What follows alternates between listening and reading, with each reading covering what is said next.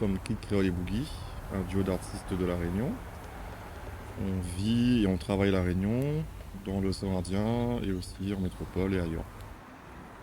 Notre travail repose surtout sur le dessin, la peinture murale, puisqu'on a passé dans du graffiti, d'où notre présence à Gwenou pour cette fresque murale.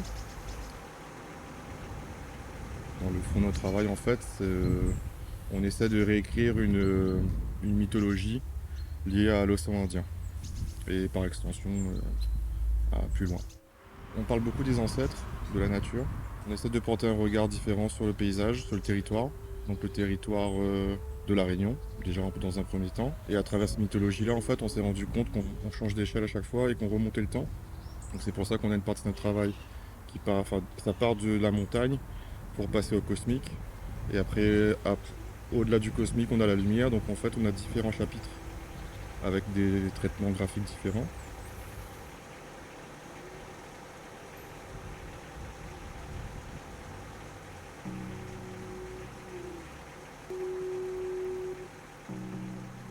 Pour Gwenou, on a eu la chance de pouvoir venir en amont du projet, rencontrer les gens, visiter le village, s'imprégner aussi de l'ambiance.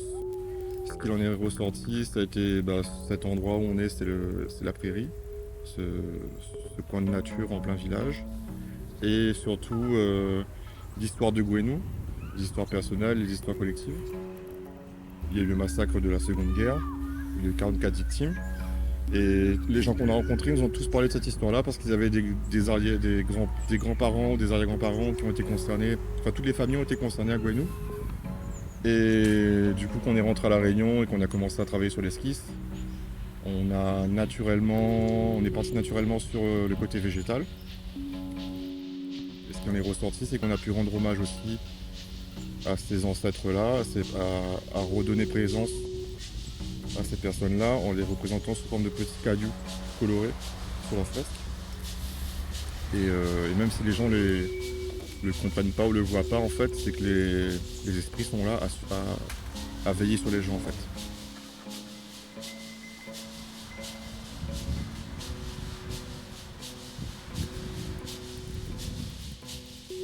En fait, pour nous, la nature, c'est pas juste un paysage, c'est pas une carte postale, c'est un endroit qui est vivant, qui est habité par des esprits. Donc c'est un travail que nous, déjà, on mène à La Réunion. Donc cette partie de notre travail, souvent on appelle ça l'orée. C'est le point de passage entre le monde des humains et le monde des esprits. Donc on n'est jamais dans la forêt, on est toujours en bordure de forêt. Et donc pour Gwenou, en fait, c'est venu naturellement qu'on soit à cette orée-là aussi, à cette frontière. Et du coup, on est le spectateur, enfin le visiteur, non pas le visiteur, le passant en fait, il est du côté humain, mais il arrive à regarder du côté esprit. Donc c'est deux dimensions qui se regardent. Donc c'est une démarche qu'on a déjà nous à La Réunion, qu'on a pu aussi mettre en place à Gwenou en Bretagne, en sachant qu'ici aussi on a ce rapport à la nature mystique, avec les origines druidiques, celtiques et compagnie. Donc il y a eu un effet miroir assez naturel. Je trouve qu'il y a beaucoup de liens entre La Réunion, même, et en plus la Bretagne c'est un des points d'origine aussi de La Réunion. Il y a beaucoup de marins, tous les marins de France qui sont venus à La Réunion, c'était des Bretons, donc on a un rapport assez intime avec la Bretagne quand même. Le truc c'est qu'on est sur une orée urbaine aussi. C'est qu'en fait tu as le village de Gwenou, le bourg, la place du bourg et tout là. Et en fait là où on est, c'est les nouveaux bâtiments. C'est le Super U, c'est les bâtiments sociaux, c'est la nouvelle école, la médiathèque.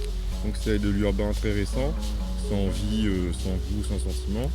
Et c'est vrai que c'était l'occasion en fait de donner vie à cette façade-là et d'avoir cette ouverture-là de perspective, quoi. Parce que les gens ils sont là, ils sont assez surpris de voir que on arrive à faire de la nature sans nature, avec juste de la peinture, ça les enchante assez facilement, enfin ça les appelle quoi.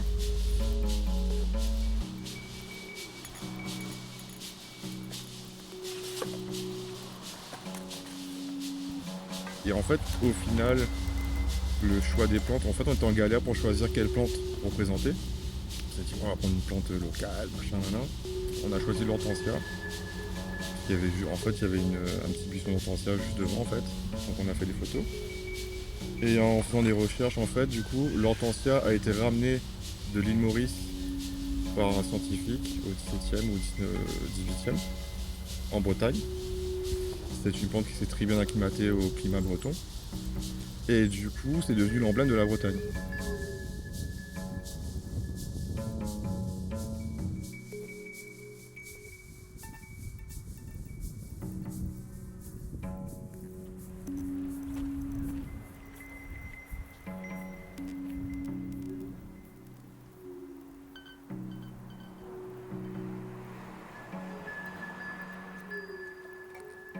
En fait, dans notre travail, il y a toujours des coups de hasard comme ça, où en fait, à la fin, c'est après coup qu'on fait Ah, mais en fait, il y a un fil rouge qui était déjà présent. Sans chercher. On n'a pas pris tous les éléments pour mélanger, ça s'est fait. Tout s'est enchaîné naturellement. En sachant qu'il y a des entranciers aussi à La Réunion. Mais dans les hauts, à bonne température, et c'est vrai qu'ici, c'est un peu. Il y en a partout.